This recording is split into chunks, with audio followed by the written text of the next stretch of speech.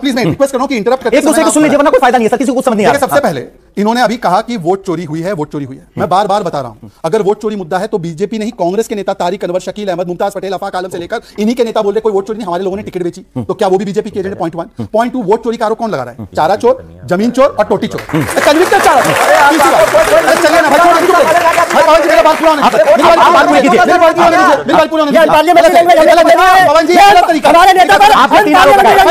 ये बर्दाश्त करेंगे समाजवादी पार्टी, ये माफी मांगे पूरे देश से माफी मांगे। अखिलेश यादव की आवाज उठाइए, ये हमारे नेता का कहना है ये माफी मांगे। चोर फैक्चुअल आरोप है,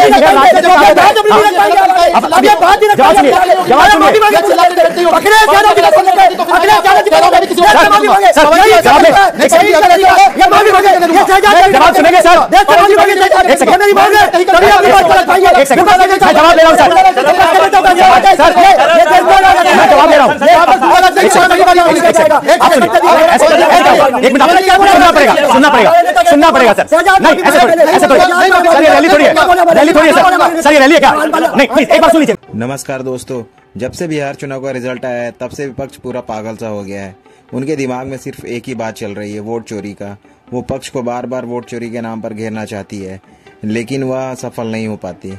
दोस्तों, आज के डिबेट में हम देखेंगे कैसे महागठबंधन के प्रवक्ता अजय वर्मा और भुवन भास्कर बीजेपी के प्रवक्ता शहजाद पूनावाला को बार बार वोट चोरी के नाम पर घेरने की कोशिश करते हैं।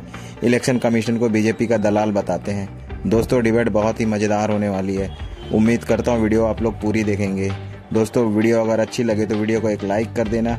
इसी तरह की लेटेस्ट डिबेट वीडियो देखने के लिए हमारे चैनल को सब्सक्राइब कर लेना।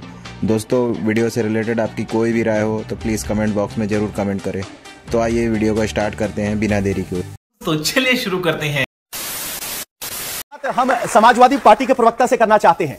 सर, समाजवादी पार्टी के नेताओं ने निश्चल भाव के साथ बिहार में पूरा जोर लगाया, अखिलेश से लेकर कैराना की सांसद तक सब गए, लेकिन कोई असर नहीं हुआ और फैक्टर निकल कर आए ओवैसी। क्या यूपी के लिए भी ओवैसी उतना बड़ा फैक्टर होंगे? आपके लिए चिंता की लकीरें खींचनी है? देखिए, पूरे देश ने जो देखने का काम करा बिहार चुनाव में कि गठबंधन धर्म निभाना कोई माननीय अखिलेश यादव जी से सीखे। हमारा वहां पर एक भी एमएलए का कैंडिडेट नहीं था, लेकिन माननीय अखिलेश यादव जी ने गठबंधन धर्म का निभाते हुए हमारे सांसदों ने, पूरी टीम ने वहां पर प्रचार करने का काम करा। यह भी देश देखने का काम कर रहा है। और जिसकी बात आपने शुरुआत करी, मैं कहना चाहता हूं पवन जी, आपने जो बात करी थी कि एसआईआर की बात आज हुई थी, आज ये क्या बन गया है?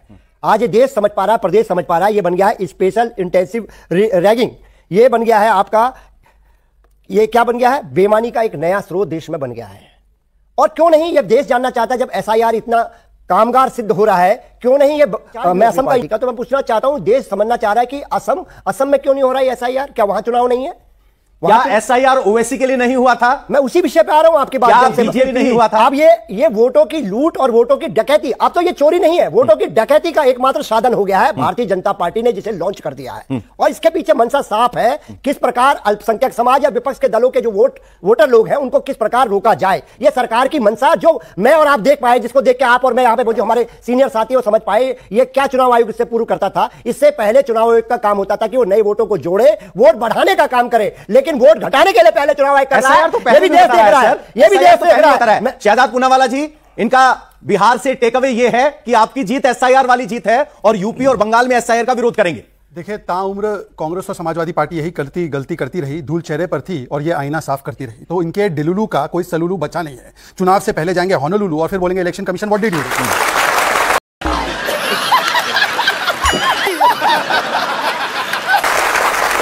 अब ये पहले तो भुवन जी मेरे मित्र है, मेरे अच्छे मित्र, मैं पहले डिस्क्लोज करता हूं, वैसे सारे ही मित्र हैं, पर भुवन जी ये एसआईआर नाम की चिड़िया महाराष्ट्र में कहते हैं अभी तुरंत लोकल चुनाव से पहले एसआईआर कराओ, और बिहार और उत्तर प्रदेश में बोलते एसआईआर मत कराओ। तो ये गुड एसआईआर और बैड एसआईआर कहां से हो गया भाई?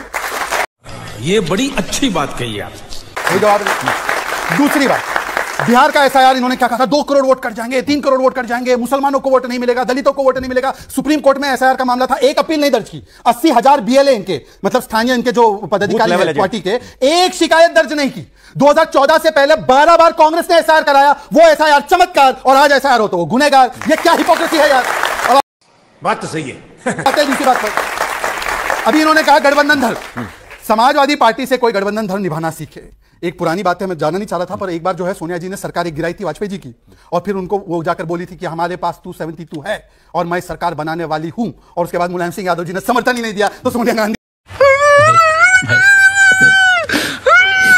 की दरी रह गई। और उस समय से लेकर आज तक 9 बाइपोल इलेक्शन हुए थे उत्तर प्रदेश में, एक सीट कांग्रेस को नहीं। अभी बयान आया रविदास मेहरोत्रा का, जैसे बिहार में कांग्रेस चुनाव हारी, उसी के बाद कि अखिलेश लाओ राहुल हटाओ, ये तृणमूल कांग्रेस लाओ राहुल हटाओ ममता को लाओ, ये गठबंधन धन की बात कर रहे हैं। अरे गठबंधन धन ऐसा था कि देखो हमारा मिशन और विजन वाला इंडिया दिखा आपको कि सब साथ में थे, हमारी बड़ी पार्टी फिर भी नीतीश जी को मुख्यमंत्री बना। अभी हमारे साथी ने, तो मैं उनका भी बोल देता हूं थोड़ा सा। पर दूसरी ओर अभी तक ये नहीं बता पाए कि कौन कितनी सीट पर लड़ा, फ्रेंडली फाइट लगा हुआ था, ये महागठबंधन नहीं है, महाठगबंधन था। गठबंधन नहीं बता पाए। अजय वर्मा जी, सर सवाल कांग्रेस से यह है कि आपने एक रैली निकाली, वोट चोरी को लेकर एक रैली निकाली, तेजस्वी और राहुल दोनों साथ गए, अब जवाब आ गया है, तो क्या कांग्रेस कोई कोर्स करेक्शन भी करेगी या फिर एसआईआर का मुद्दा अभी भी वाजिब है? आप टीएमसी के साथ खड़े नजर आएंगे एसआईआर के मुद्दे पर बंगाल को लेकर? मैं आईना हूं, दिखाऊंगा दाग चेहरों के, जिससे बुरा लगे वो सामने से हट जाए। आईना चेहरा दिखाता है कि आपके चेहरे पे दाग हैं या नहीं है। आप देखते क्या बात कर रहे हैं? ठीक है ना, उन्हें पता चलना चाहिए कि एसआईआर के माध्यम से, ज्ञानेश जी के माध्यम से, और वो चर्चित चेहरे, चर्चित कुख्यात चेहरे 272 के माध्यम से जो अपना चेहरा बचाना चाहते हैं, अपने काले रंग को छुपाना चाहते हैं, कि 101 सीट पे लड़ेंगे, कन्वेक्शन रेट 89 होगा, सीटें राजद से भी 20 लाख 25 लाख कम मिलेंगी, लेकिन उनको मिलेंगी एक 25 सीटें, इनको मिलेंगी 91 सीटें। तो ये देखिए, हमें सत्ता का कोई लोभ नहीं है ना लालच है, बहुत सस्ता कर ली सत्ता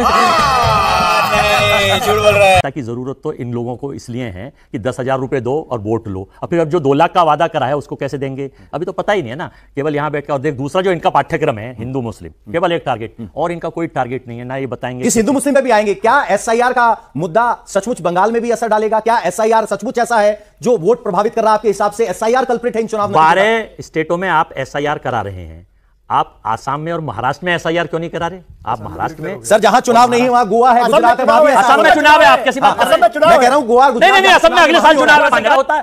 देखिए, चोरी तो एक, कत्ल तो एक भी कत्ल और 100 कत्ल बराबर होते हैं। पूछेंगे नहीं नहीं, ये इन्हें जवाब नहीं देना, इन्हें तो केवल रट्टी रटाई सीडी ले आते हैं, पायरेटेड बताएंगे और ताली बजवा लेंगे। चलिए ठीक है, प्रायोजित कार्यक्रम, फाइनल फाइनल फाइनल, इनका तो प्रायोजित कार्यक्रम है। अब आप कहेंगे आजम खान साहब को 2 पैन कार्ड रखने पर, वो हिंदुस्तान के नागरिक हैं, भारत का संविधान हिंदू मुस्लिम सिख ईसाई बौद्ध पारसी को रहने की अनुमति देता है, इनको देता हो या ना देता हो मुझे नहीं पता, लेकिन 2 पैन कार्ड पर उनको 7 साल की सजा कोर्ट देता है। और राकेश सिन्हा को, इनके सांसद है चूंकि बीजेपी के, 2 जगह वोट डालने के ऊपर सजा, तो बहुत दूर मुकदमा दर्ज नहीं होता।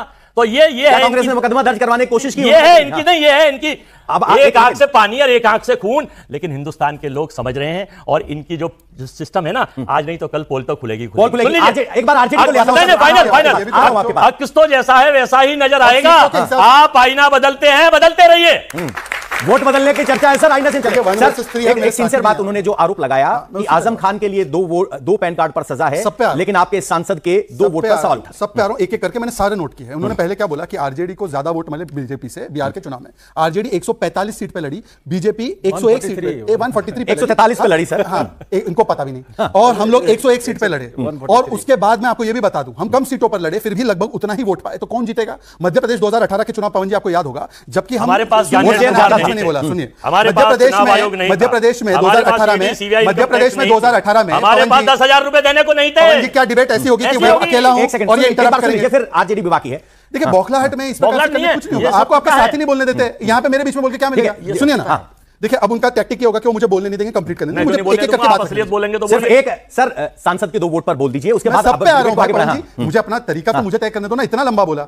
भवन जी, 2018 में मध्य प्रदेश के जो चुनाव हुए, भारतीय जनता पार्टी को कांग्रेस से ज्यादा वोट मिले थे, उसके बावजूद भी कांग्रेस की सीटें ज्यादा थी, तब ये वोट चोरी नहीं था। अब ये जो आरोप लगाते हैं, किसी भी व्यक्ति को एक चुनाव में 2 वोट करने का अधिकार नहीं होता, पर एक चुनाव होने के बाद अगर वो मान लीजिए, जैसे मैं महाराष्ट्र में नहीं रहता, मैं उत्तर प्रदेश में रहता हूं, तो मेरा वोट यहां पे दादरी में मैंने कराया, अब मेरे पास ये अधिकार है कि मैं अपना वोट यहां पे कराऊं। किसी ने अपना वोट कराया है, अगर गलत है तो शिकायत करो ना, यहां पे आकर मातम मनाते। राघव चड्ढा ने भी 2 जगह वोट किया था, एक बार एमसीडी दिल्ली चुनाव में किया था और फिर पंजाब में किया था, तब उनको नहीं दिखाई दिया। और मैं कह रहा हूं कि अगर कुछ भी गलत है तो आप जाकर कंप्लेंट नहीं करते, 10 सेकंड और दीजिए। महाराष्ट्र में इन्होंने बोला चोरी हुई, सुप्रीम कोर्ट ने रिजेक्ट किया, मानते हैं क्या? इन्होंने बोला कि हरियाणा में चोरी हुई, कुमारी शैलजा ने रिजेक्ट किया, बिहार में चोरी तारिक अनवर इनके नेता ने रिजेक्ट किया, और तो और छोड़िए, ओमर अब्दुल्ला ने बोला कि इलेक्शन कमीशन पर इस प्रकार के अनर्गल आरोप मत लगाइए। ये ईसीआई का नहीं, ये ईएमआई का मामला। ईएमआई पता क्या है? ईएमआई मतलब कि एंटाइटल मानसिकता ऑफ इंदिरा गांधी। मतलब मैं चुनाव सुन लीजिए डॉक्टर राजकुमार राजन जी, पवन जी, इक्वल डिस्ट्रीब्यूशन टाइम दीजिए। अगर मैं हरियाणा में चुनाव हारूं तो खराब, महाराष्ट्र में इलेक्शन कमीशन खराब, पर तेलंगाना में बिल्कुल ठीक, कर्नाटका में बिल्कुल ठीक, तो ये दोहरे मापदंड नहीं हो सकते कि एसआईआर कहीं पर अच्छा लगता है, चुनाव आयोग कहीं पर अच्छा लगता है। इनसे पूछे एक बार, एक लास्ट बात, 25,000 वोट ईवीएम में प्रीफेड करते इनके नेता जगदानंद सिंह ने आरोप लगाया। पवन जी, आप पवन जी आपने कितने चुनाव कवर किए? आप वोट देते हो ना, एक बूथ पे 2-3 हजार वोट से ज्यादा हो ही नहीं सकता। 1100 वोट मैक्सिमम है फिलहाल, 1100 वोट पर ईवीएम, पर ईवीएम 25,000 वोट एक ईवीएम में प्रीफेड। कौन से ईवीएम में रैंडमाइज होकर डिस्ट्रीब्यूट होता है? इनके कार्यकर्ता फॉर्म साइन करते हैं। अब शहजादी सर आपने पढ़ा, एक जवाब नहीं, 1 मिनट रुकिए, अब एक मिनट सुनिए सर। राजकुमार राजन जी सुनिए, राजकुमार राजन जी, बिहार चुनाव यहाँ रिपीट हो रहा है। असली मुद्दे छोड़ के एसआईआर पे हमारा गठबंधन का धर्म है। एक मिनट शहजादी तो बोलने दीजिए, ऐसे क्या है? रुकिए एक बात, आपकी तरफ से बोला गया है, शहजादी ये कहा गया कि खरीदा गया वोट। सर ऐसे डिबेट होगी अजय जी, ऐसे बीच में डायलॉग मारने से डिबेट थोड़ी जीत जाएंगे आप। सर एक सेकंड रुकिए, समाजवादी पार्टी के अखिलेश यादव जी को कौन देगा जवाब? तो मैं दूंगा।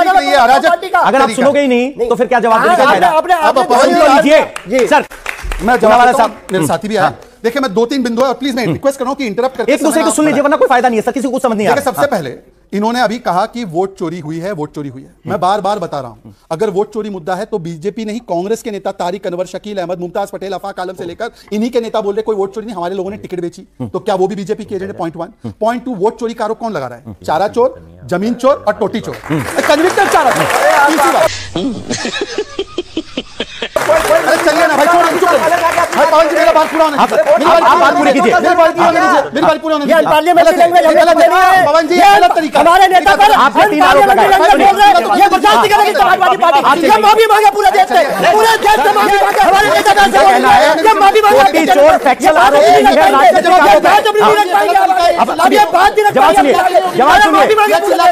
अखिलेश यादव जी को बोल रहे हैं, अखिलेश यादव जी को माफी मांगे सर जवाब ले, ये माफी मांगे, ये शहजाद जवाब सुनेंगे सर? देश से माफी मांगे शहजाद, एक सेकंड, मेरी मांग है तभी अपनी बात बोल पाएंगे। एक सेकंड मैं जवाब दे रहा हूं सर, सर ये देश मैं जवाब दे रहा हूं। एक सेकंड आप सुनिए, एक मिनट सुनना पड़ेगा सर। नहीं ऐसे थोड़ी सर, ये रैली थोड़ी है, रैली थोड़ी है सर, ये रैली है क्या? नहीं प्लीज एक बार सुन लीजिए, रुकिए आप जरा, एक मिनट सर, आपका सवाल पूछ रहा हूं, एक मिनट चुप होना पड़ेगा आपको सर। एक सेकंड, उनकी आपत्ति ये है कि टोटी चोर राजनीतिक आरोप है। हाँ जवाब सुनिए, जवाब सुनने की हिम्मत रखना। ठीक है, मुझे कोई दिक्कत नहीं, आप उंगली मत दिखाइए बस। देश के प्रधानमंत्री को चौकीदार चोर है बिना प्रमाण के बोलेंगे, इलेक्शन कमीशन को वोट चोर बोलेंगे। मैंने तो नाम नहीं लिया, क्यों पेट में दर्द हो रहा है? मैंने एक बार अखिलेश का नाम लिया, एक बार। अब मेरी बात आखिरी समाप्त होने दीजिए पवन जी, आखिरी बात एक समाप्त होने दीजिए। अब जो आखिरी बात, क्योंकि मेरे बड़े भाई हमारे भाई सत्यप्रकाश मिश्रा भी आए, मुझे बात रखने दीजिए। देखिए ऐसा है, मैं खुद बिहार, मेरा सौभाग्य नहीं रहा कि मैं बिहार की महान भूमि में जन्मूं, पर मैंने बिहार की डिबेट से पहले बिहार पे शोध किया। मैंने देखा कि 2005 से इनके नेता नीतीश जी ने बच्चियों को स्कूल का यूनिफॉर्म, साइकिल पकड़ पकड़ के स्कूल में जाओ, फिर उनकी भर्ती, उनको जीविका दीदी से जोड़ा। पुलिस में सबसे ज्यादा भर्ती कहां है पता है? किस प्रदेश में? महिलाओं की भर्ती बिहार में है, 1/3 पुलिस फोर्स बिहार में है। और भाई क्या तरीका, ये तरीका सही है क्या? तरीका ठीक है सर, तरीका ठीक है, उनकी योजना पे वोट मिले हैं, बोल दीजिए। सुन लीजिए, मैं तो कह रहा हूं कि नीतीश जी और मोदी जी की कमिटमेंट ये थी कि ये मां को गाली देते रहे, छठी मैया को गाली देते रहे, हमने मैथिली जैसी बेटी को टिकट दिया, इन्होंने ओसामा को टिकट दिया। ये हमारा बेटियों के प्रति कमिटमेंट। दोस्तों उम्मीद करता हूं वीडियो आप लोगों ने पूरी देखी होगी। इसी तरह की लेटेस्ट डिबेट वीडियो देखने के लिए हमारे चैनल को सब्सक्राइब कर लें। धन्यवाद।